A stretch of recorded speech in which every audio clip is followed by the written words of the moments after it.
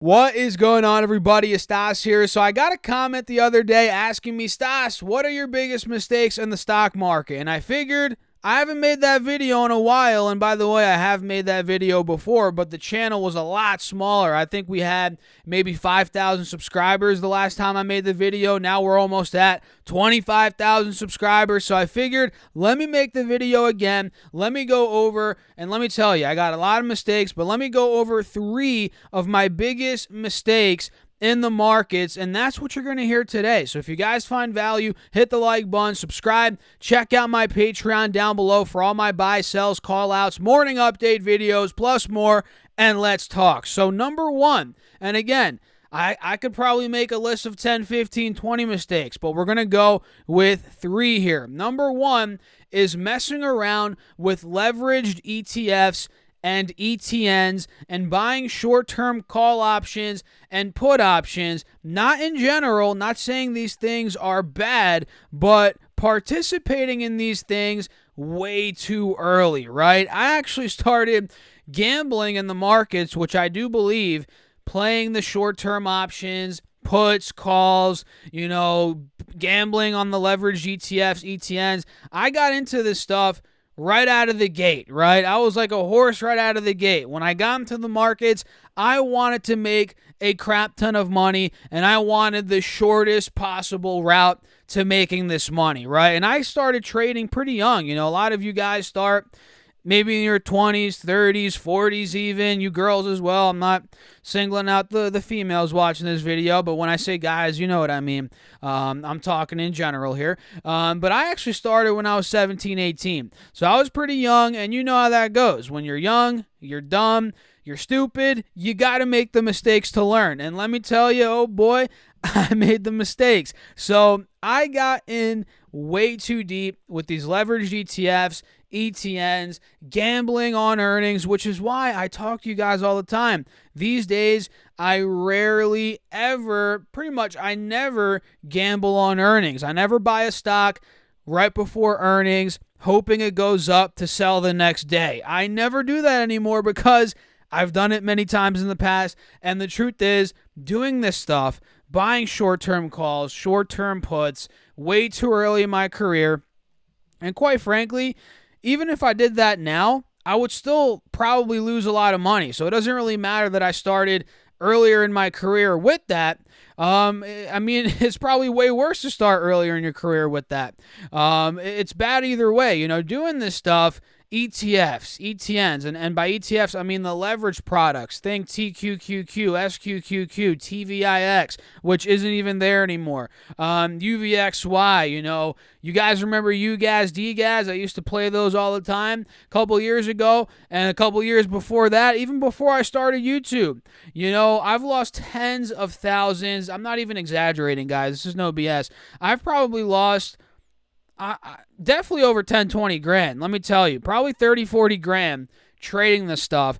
And I really do regret it. I really do regret it, because if I were to put that money into an S&P ETF, maybe into a Google, Apple, Amazon, a solid, stable, growing company, I would have had a lot more money today. Let's put it that way.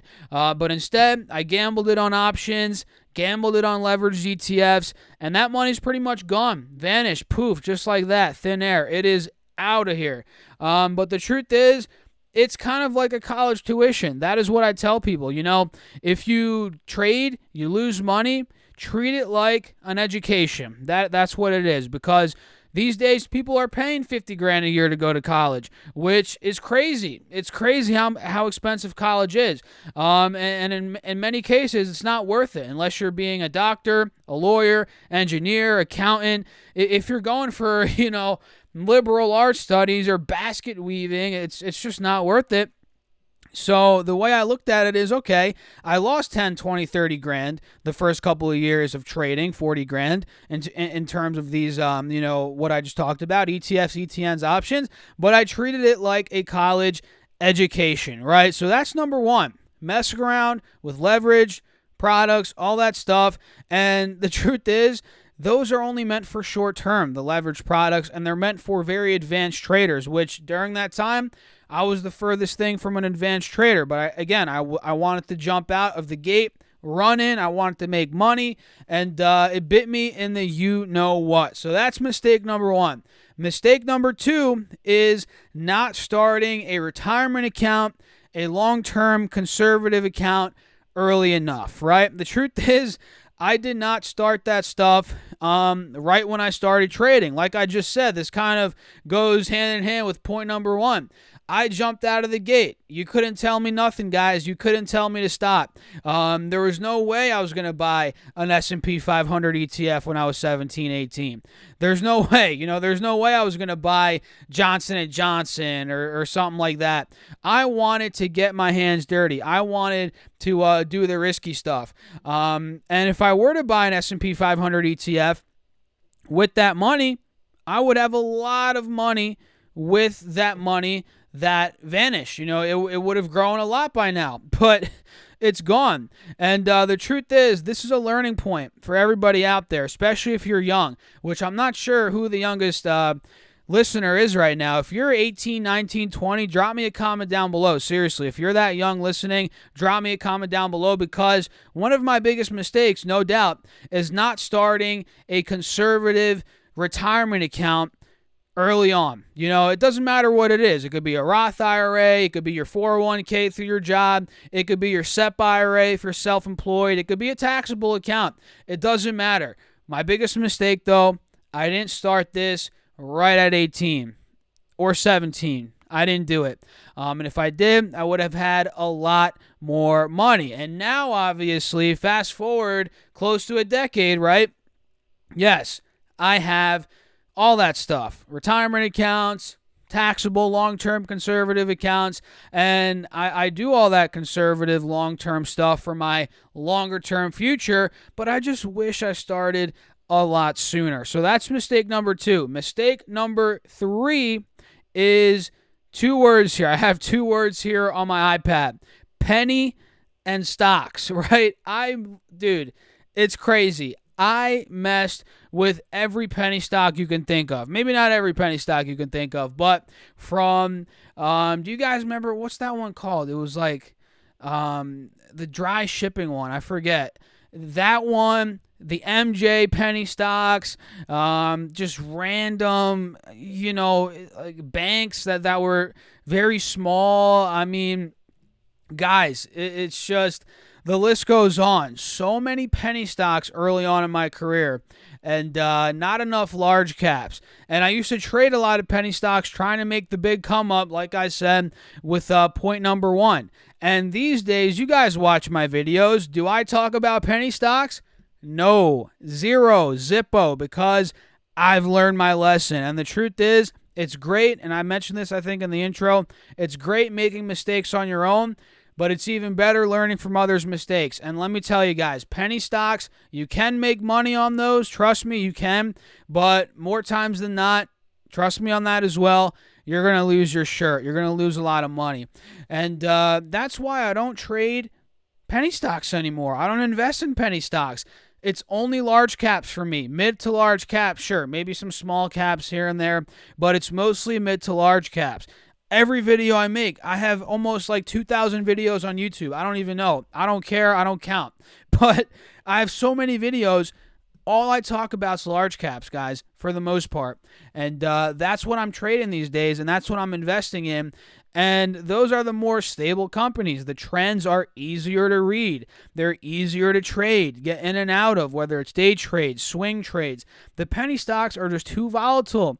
They're too illiquid. There's not enough volume. You can get caught in the stock. You can't get out at the price you want to get out. With large caps, there's a lot of volume. There's a lot of liquidity. You can get in and out at the prices you want. It's just, you got to learn from this, guys. Penny stocks, they're sexy, they're glamorous, but it's just, it's not the way to go for most people. Sure, you can gamble a little bit, you can buy some penny stocks with play money, but I wouldn't put any serious money into penny stocks. And those are really the three biggest mistakes. And again, we could probably do 10 mistakes, but the biggest ones are those. Messing with leveraged ETFs, ETNs way too early, short-term options way too early, gambling on that, which quite frankly, I don't trade leveraged ETFs anymore or ETNs, and I don't buy short-term calls or puts. I usually buy leaps if I'm buying options, and these days I'm selling options every single week pretty much, which you guys know if you're in my Patreon. You get all my alerts, all that good stuff.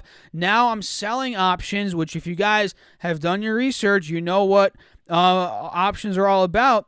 You want to sell them. Selling is a much safer strategy. In fact, it's a win-win strategy. You guys can look up my how to sell covered calls video. I'm pretty much selling covered calls every single week, making income on top of my, swing trades and my capital gains from selling the swing trades. I'm making a lot of money these days selling covered calls. And I wouldn't have gotten to selling covered calls if I didn't go through losing tens of thousands by doing the short-term stuff with call options, puts, and all that crazy crap. And I wish I started a long-term taxable account with safe conservative stuff way earlier on. And don't get me wrong, I'm still young. I'm still in my 20s. I'm still doing pretty well for myself. This is not a Debbie Downer video like, oh, man, I wish it's nothing like that, because I'm still doing pretty well for myself. I'm a humble guy. I don't like to brag or anything, but I feel like I got my head on straight. I know what I'm doing.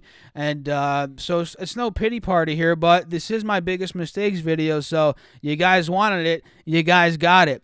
So that's pretty much it. We're about 11 minutes in. Now the question is, what are your biggest mistakes? I'm sure you guys got some, and if you don't, you just haven't been in the markets long enough, because if you've been in the markets for almost 10 years, like I have been at this point, you're going to have a lot of mistakes under your belt, and that's how you learn. So drop me a comment down below, hit the like button if you guys found value in this video, share it with somebody. Please share it with somebody, share it on your social media, whatever, if you want to get the word out, help some other people, that'd be great. And check out my Patreon if you guys want my buys, sells, call outs, all that good stuff. And that's it. I'll catch you guys in the next video. Thanks for watching. Again, as always, keep crushing the markets. Stay safe out there. Have a great rest of your weekend. Peace out.